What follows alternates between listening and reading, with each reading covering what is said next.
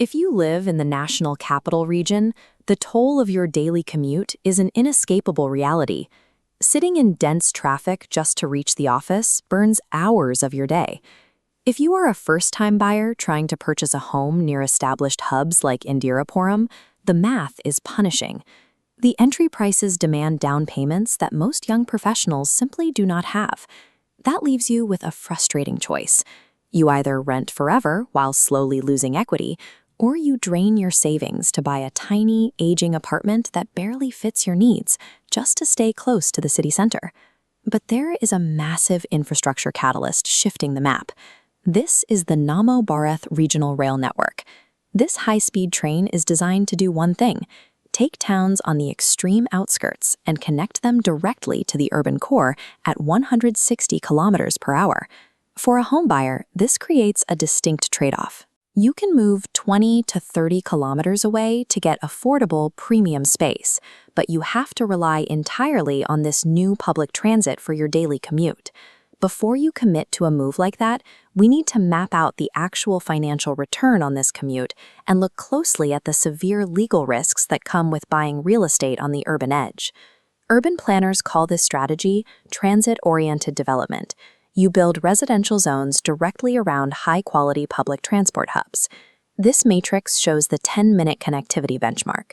The city center reality means high costs and small spaces. The transit-oriented promise offers lower costs and larger spaces via rail. You are trading physical proximity for square footage and manageable mortgage payments. Take Modinagar. Historically, as you can see here, it was recognized purely as a dense industrial zone. Now the logistics flip entirely. Residents can walk onto this modern platform and reach major employment hubs like Noida Sector 62 in roughly 20 minutes. That speed opens up highly accessible entry prices.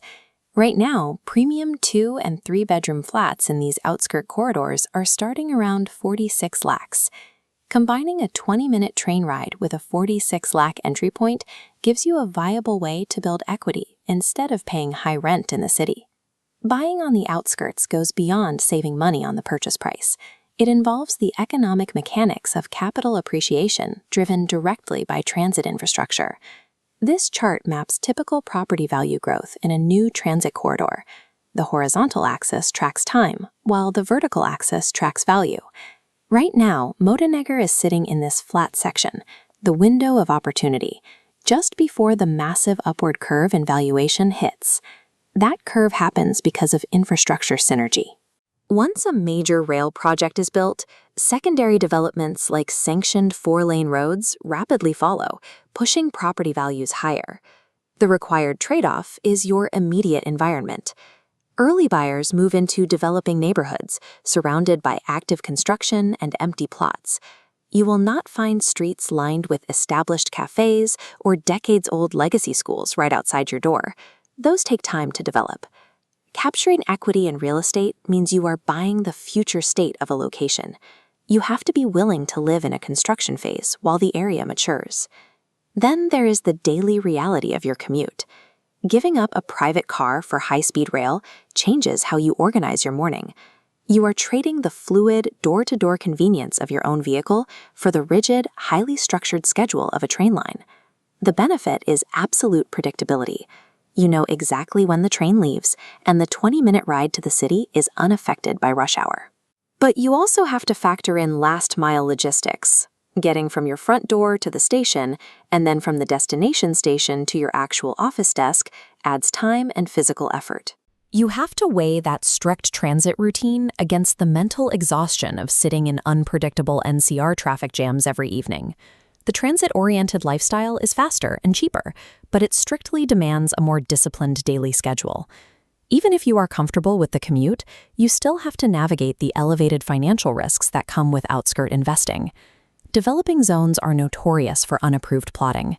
Buying illegal, gray market land here is incredibly dangerous. To filter out the scams, run any property through this safe outskirt investment scorecard: GDA approved, RERA registered, bank approved, and gated security. Approval from the Ghaziabad Development Authority is non-negotiable.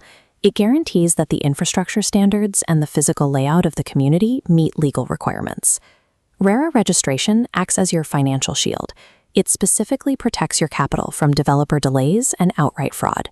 Having these specific government approvals is the prerequisite for securing home financing from major lenders like HDFC. Trying to save money by purchasing cheaper, unapproved land is a fast track to losing your entire investment. To get buyers to commit early to these emerging corridors, developers offer aggressive financial incentives. Currently, there are specific promotions in the market offering zero registry charges. Some developments are also waiving property maintenance fees entirely for the first 2 years. For a first-time buyer, these waivers are a massive help. They strip away the steep out-of-pocket closing costs that usually make buying impossible. But recognize the trade-off. These offers usually come with strict deadlines, like expiring on March 10th, and are explicitly designed to force you into a rapid financial decision. These incentives are mathematically valuable, but you should never let a deadline push you into buying a property that fails the legal risk checklist we just covered. Modinagar is actively transitioning from an industrial hub into a prime commuter suburb. This decision tree shows how to evaluate your NCR housing needs. You either prioritize an immediate city lifestyle, or you prioritize budget, space, and long-term value. If you're a young professional or long-term investor with 45 to 60 lakhs to spend, options in the center are constrained. Following the right branch down leads directly to exploring transit corridors as a high-efficacy play. This demographic is perfectly positioned to absorb the inconveniences of living near active construction in exchange for future equity. Moving early secures a legally sound, gated property with upside potential tied to the high-speed rail. On the other hand, there are specific buyers who will deeply regret moving to this corridor. If you rely on walking out your front door to established nightlife, or need immediate access to legacy schools for older children, the outskirts will frustrate you. And if your job requires highly unpredictable hours, relying on a fixed train schedule is going to create constant friction. If that matches your lifestyle, you are much better off continuing to rent a place close to your office in Noida.